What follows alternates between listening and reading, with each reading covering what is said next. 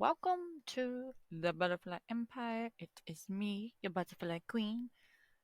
Today's episode, we are covering the alphabet murders. The alphabet murders, in case you didn't hear.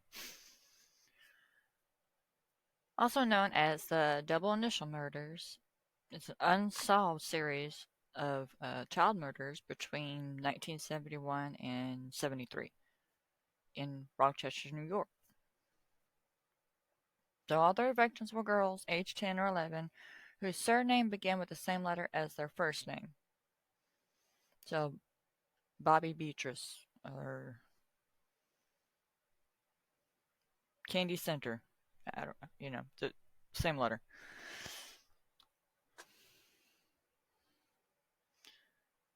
Each victim had been sexually assaulted and then unalived by either manual or ligature strangulation. But before her body was discarded in or near the town,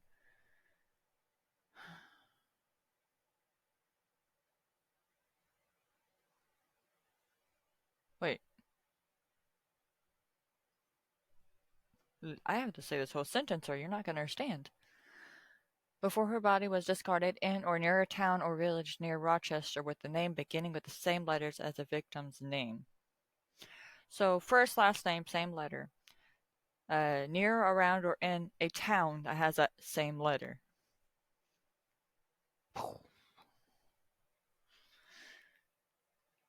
And the first one is Carmen Cullen. At 4 p.m. on November 16, 1971, a 10-year-old Puerto Rican child named Cameron Cullen disappeared while returning home from an errand in Rochester. According to the eyewitness, Cullen entered the pharmacy her grandmother had instructed her to visit while on West Main Street, but left the store upon learning the prescriptions she had been instructed to collect have not been processed. Informing the store owner, Jack Corbin, I gotta go. She was then observed entering a car parked close to the pharmacy. Then Cullen was reported missing to the police department at 7:50 p.m. Approximately 15 minutes after Cullen exited the pharmacy, scores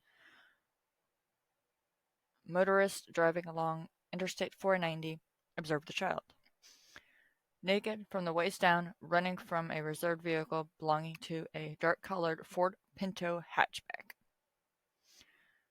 Frantically waving her arms, and then shouting in an attempt to flag down a passing vehicle. Very smart thing to do. At least one of those witnesses observed Cullen being submissively led back to the vehicle by her abductor.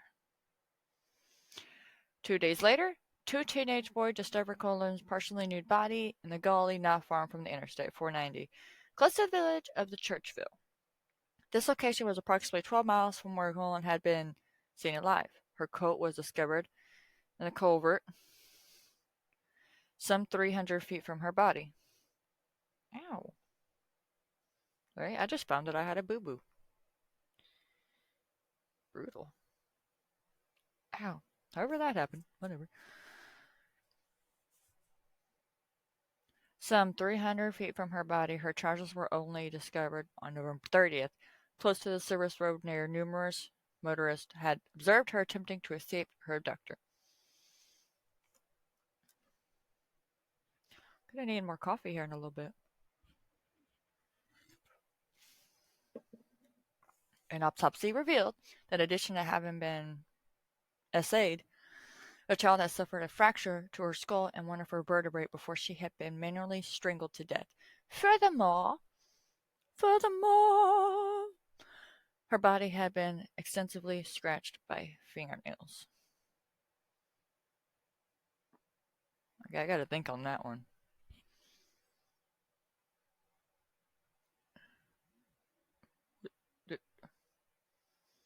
Scraped by fingernails. Why?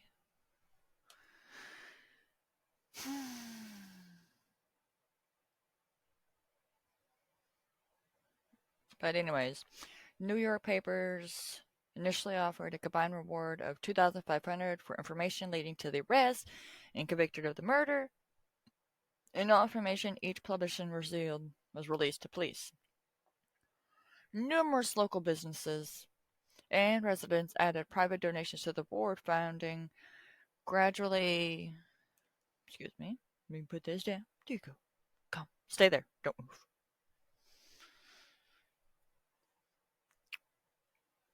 Gradually leading the sum to over $6,000. Although police interrogated several suspects in the months following Colin's murder, all the cleaning of involvement, by December 21st, the number one of the investigators assigned to the case, turned into a full-time basis. We've now dropped to 3 investigators. In early 1972, 5 large billboards, each measuring 30 feet by 12 feet, were so the numbers, the normal size of a billboard. I don't know why they needed to extend that feeling of whatever. Anyways, billboards, blah, blah, blah. High picture of the child along the highways. Do you know who killed Carmen Colon? Free use of those billboards was given for a month by the Rochester outdoor people. Each offered a $6,000 reward for any information leading to the arrest and convicted of Colin's murders, in addition to displaying the telephone hotline number and postal address. Okay. Next one, which really messes with my OCD because I don't go in order, because I thought I was going to be like a C, then a D, and then an E, and then an F, and, order. We're jumping to the W's. Wanda Walkowitz. I'm going to try to pronounce it. Walkowitz. W-A-L-K, walk. O-W-I-C-Z.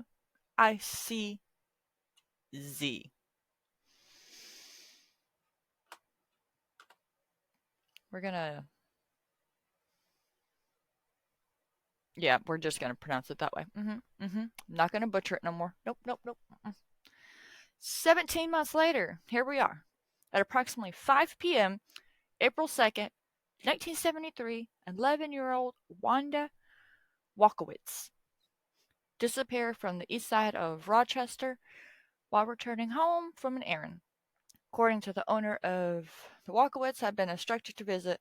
The child had been purchased the groceries she had been instructed to buy approximately at 5:15 p.m. before she had begun walking alone down Conkey Avenue. Conkey.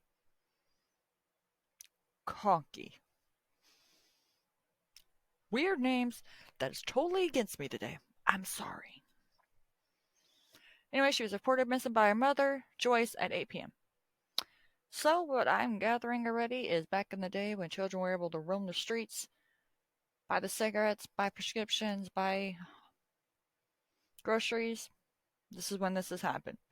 Which I'm glad that it's not like this anymore, because I don't know if I could find a 10 or 11-year-old walking down my street on my highway.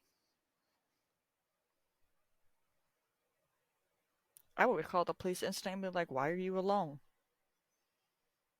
Bro.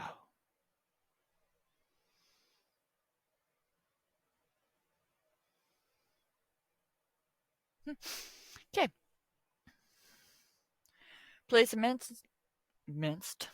immediately launched an intense search to locate Walkowitz. Almost 50 detectives searched several square miles of the terrain around her home, the delicacies, the arenas around the river where she had been known to play. These searches failed to locate the child. People saw her struggling carrying the bag of groceries. Walking down the street, 3 classmates specifically observed her bracing the bags against the fence so that she could improve her grip as a brown vehicle drove past her. Okay, in the beginning it said... Do you remember what the vehicle was?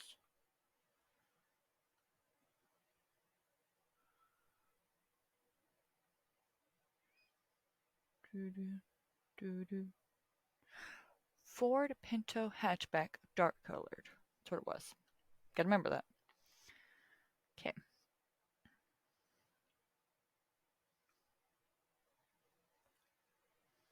Yeah, so the brown vehicle drove by past her. I like to question how this dude knows these people that have these same initials. How does he know these kids with the same initials? That's what I want to know. I need to expect that. How they know these 10 and 11-year-old kids' names. First name and last name at that. I don't know. Okay, so this one was found fully clothed body by a police officer at 10:15 a.m. the following day.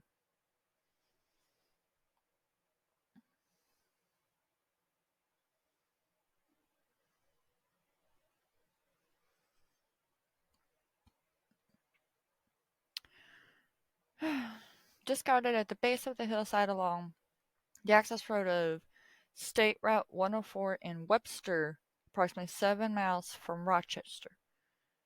Walkowitz, Webster is a town. So, W. The position of her body indicated she had likely been thrown down from a moving vehicle, with her body rolling down the embankment. Embankment. Embankment. Bark, bark. Autopsy revealed she had been sexually aided, then strangled from behind with a ligature, most likely a belt. Several defensive wounds indicate Walkowitz had fought her murderer. Ooh, my kind of lady. In addition, her body had been redressed after death. At least she got clothes on. The autopsy also revealed traces of semen and public hair upon the child's body. Okay.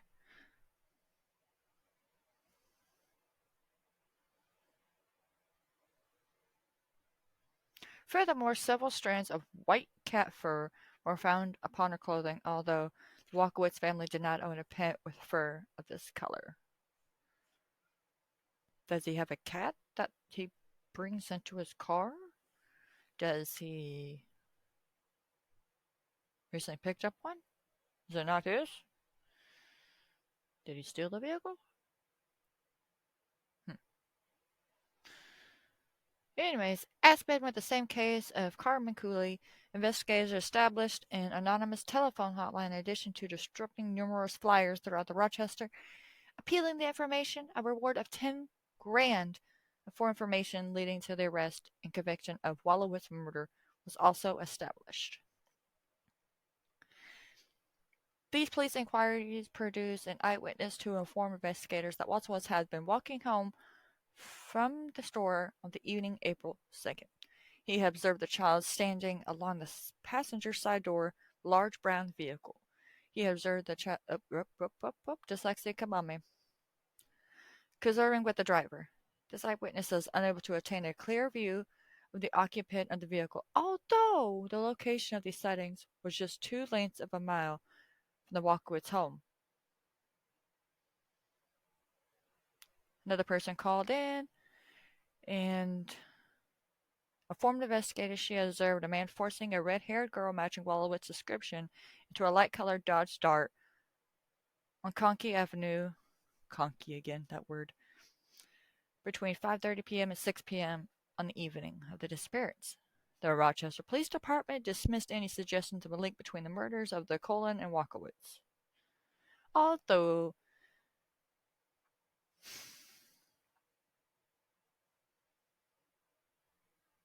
the sheriff sergeant who had been assigned to investigate Conley's murder, by the stage still an open though largely inactive case, was reassigned to the task force implemented to investigate the murders of Walkowitz. In September 1973, local television planned to broadcast a television reconstruction of Walkowitz's abduction and subsequently recover her body. This 30-minute episode was broadcasted on the 21st of October, accompanied by public appeals for witnesses to contact authorities.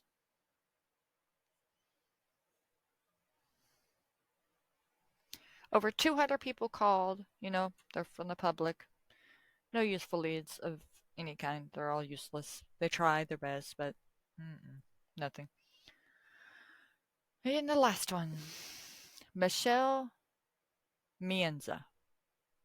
Maenza. What is with these Z's today? So I think that's what I need to go Z. You know? Take a nice nappy doodle. Get off my screen. Fuzzy.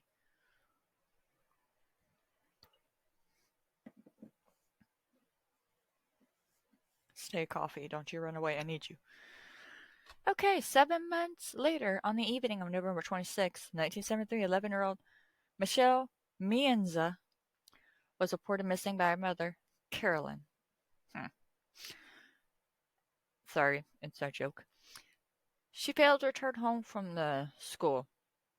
Okay, this one wasn't going to the store. She just went to school and walked home. Again. Subsequently, investigators were determined Mienza was last seen by her classmates at approximately 3:20 p.m., walking alone and en route to shopping plazas located close to her school with the intention of retrieving a purse her mother had left inside a store.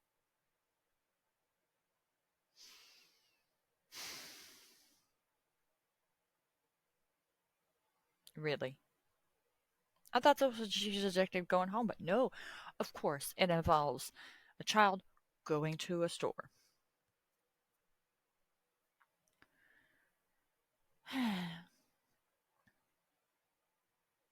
Approximately 10 minutes later, a witness observed Mienza, I'm going to call him Michelle, sitting in the passenger seat of a beige or tan vehicle traveling high speed on a street before turning onto Webster Avenue.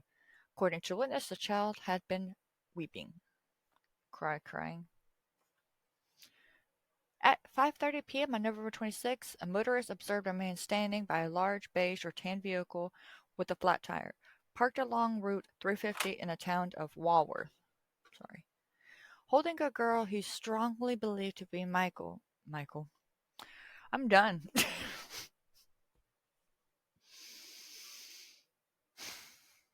Michelle.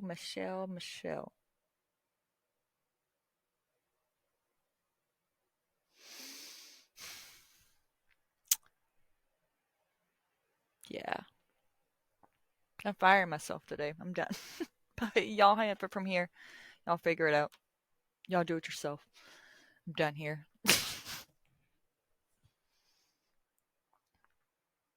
Michelle, by the wrist. You know, get over here.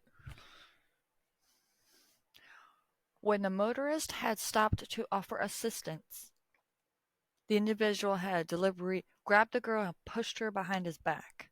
Get behind there! Also, obscuring his license plate from the motorist's view as he started in his direction with such a menacing expression on his face that the motorist had felt compelled to drive away. Such a mean mug that you drove away? Okay. Michelle's fully clothed body was discovered at 10:30 a.m. on November 28th, lying face down in the ditch alongside the rural road of Macedon, approximately 15 miles from Rochester. Her autopsy revealed that in addition to receiving extensive blunt force trauma to her body, Michelle had been sexually aided, then strangled to death from behind the lifter, possibly with a thin rope. Oh. Numerous strands of white cat fur were discovered upon her clothing, too, and leaf samples matching the foliage where her body was discovered were recovered from within one of her clenched hands. Leaves? Okay. Indicating she had likely been strangled to death or near the location where she was found. Investigators were able to retrieve a partial palm print from her neck and tracks of semen upon her body and underwear. A forensic analyst. Yep, fired, still fired. I didn't come back yet.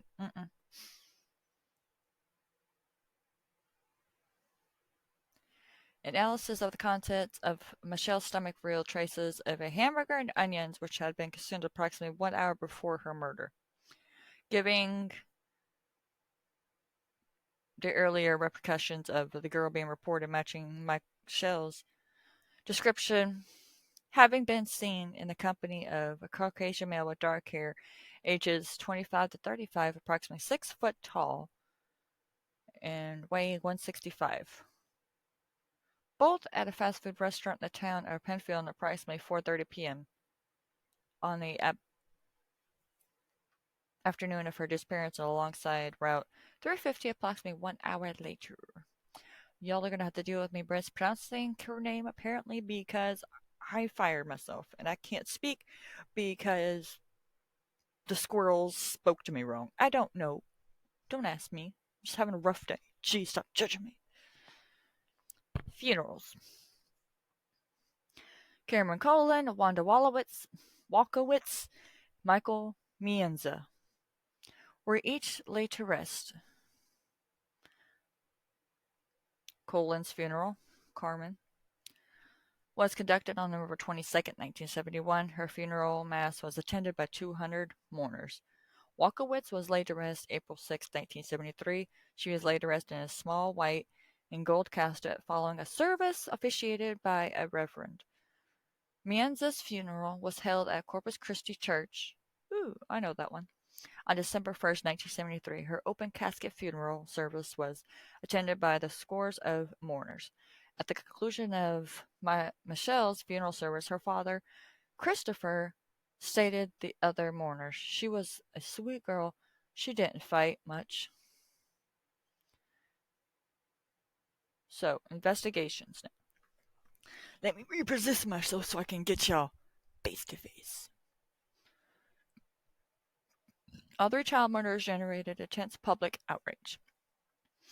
Each received intense publicity following the murders of Michelle. Investigators released a composed drawing of the visual seen by the child by numerous witnesses on the media.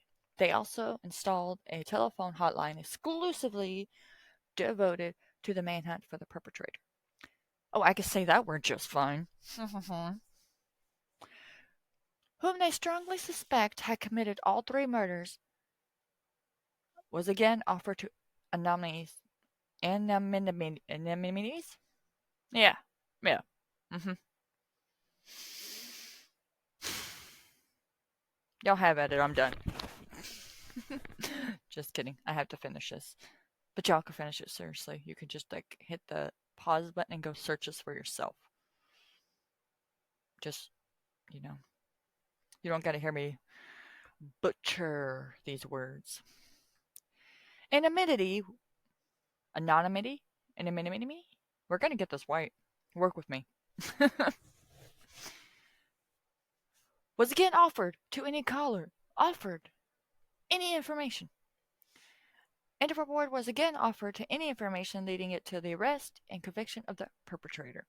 Although these efforts resulting in numerous calls from the public, nobody was located, nobody was found, nobody can give any credibility of anything to finding this man.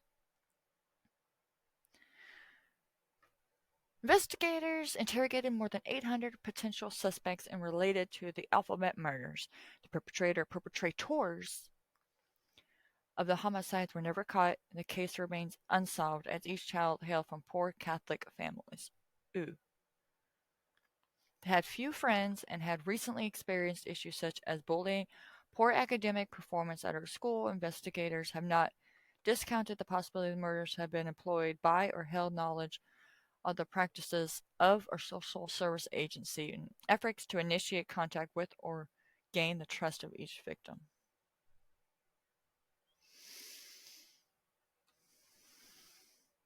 Similarities. They were all young females who disappeared from Rochester in early afternoon days of light and heavy rain. They were later discovered in nearby towns. Each child was short in the height. All three girls had been sexually aided before strangled to death. Furthermore, any analysis of stomach contents of both Walkowitz and Mienza revealed girls have visited food shortly, so they were fed before dead. Hmm.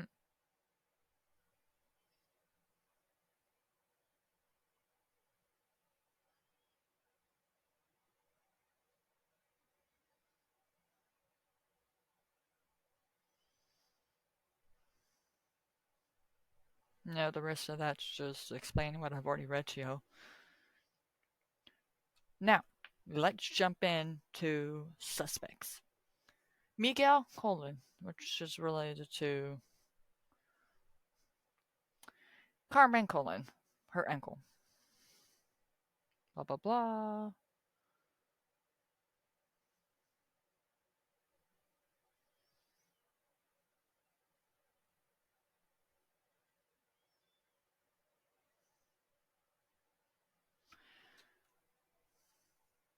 Pretty much this girl was like, begged her grandparents to allow her to walk to the pharmacy unoccupied. Her uncle is known to have purchased a car closely matching the vehicle seen by witnesses reversing up Interstate 490 in pursuit of the child. Questions of the dealership, which had been recently sold a vehicle to Miguel, revealed the trunk had been washed with detergent prior to the sale.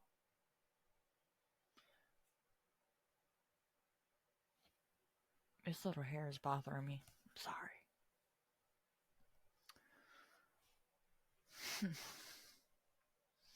But they were unable to, you know, he was unable to provide a credible alibi for his movements on the date of his niece's murder.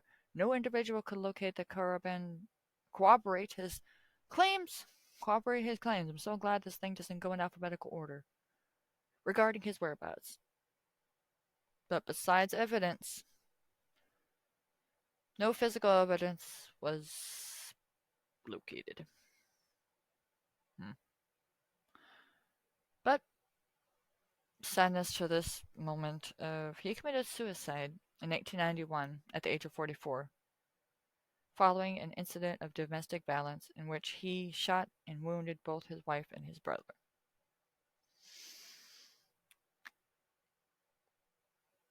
Moment of silence.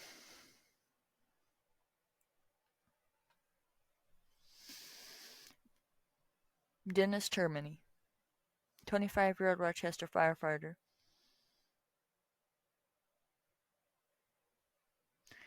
was a prolific serial offender known as the Garage Rapist. What? Did we just get another story into a story? Yes, we did. Mind blown. Let's go. Who is known to have committed a minimum of 14 rapes of teenage girls and young women between 71 and 73. He is also known to have owned a beige vehicle similar to the description of the vehicle observed by several eyewitnesses to abduction. Moreover, how is that even a word? What? He lived at the address of Box Street, an address close to the area where Michelle was last seen alive. 5 weeks after the death of the final victim of the Alphabet murders on January 1st, 1974, Termini attempted to abduct a teenager girl at gunpoint. Although he fled the scene when the teenager refused to stop screaming, shortly thereafter he abducted another potential victim, although on this occasion he was pursued by the police. Culminating of Termini committed suicide by shooting himself in the head. A subsequent forensic examiners of the vehicle did reveal traces of white cat fur on the upholstery. Do y'all get that? Did y'all? Okay. January 2007. Termini's body was exhumed to obtain a DNA sample for comparison with the semen samples. The result of the test confirmed Termini was not responsible for her murder. However, no physical evidence retrieved from the bodies of Colin or Michelle's existed for comparison with Terminal's DNA. Kenneth, another suspect.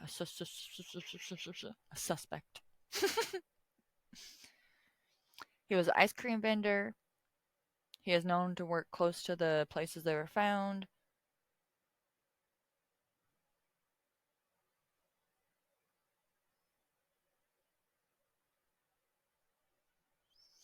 Him and his cousin, Angelo, we get another story inside of a story, committed the Hillside Strangler murders of 10 girls and young women between the ages of 12 to 28. Bianchi was never charged with the Alphabet murders. However, While residing in Rochester, he's known to have driven the vehicle of the same color and model as the vehicle near the abduction site. So we have murders inside of murders inside of murders with the hillside strangler, uh, the garage rapist. Yeah. Might have to search those up, y'all. See what those are. Joseph. April 2011, a 77-year-old named Joseph was arrested in Reno, Nevada for the murders of 4 women in California committed between 77 and 94, all of whom are believed to have been prostitutes. Another story inside of a story. In each of whose surnames began with the same letter, that of their first name.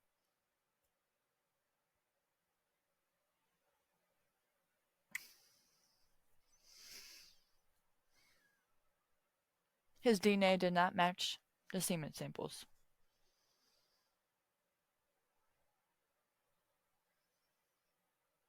Nassau was brought to trial on June 18, 2013, charged with the murders of 4 California alphabet murder victims.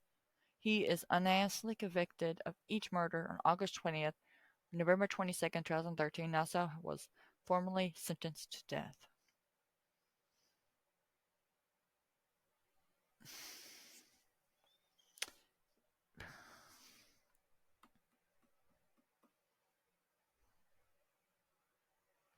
These 3 girls, all the alphabet murders, right? He got charged with another set of girls, 4 of them, they also call the alphabet murders. So he killed 4 of them on the alphabet murders, but he did not kill these 3.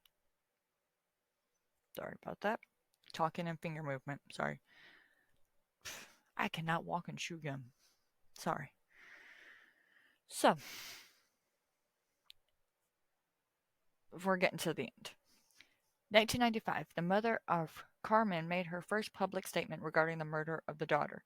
In she interviewed, stated that although she had lived her entire life in poverty, she could have one thing before her own death. It would be wealth, but knowing who had murdered her daughter. I could die knowing who killed my Carmencita. I could die more peacefully than I have lived. It is the only thing that I want in my life, to know what the person had paid for the terrible things he did to my little girl. If the person who did this could have any comparison, he would see the pain and suffering of the families of these little girls have gone through all this time. So, unsolved,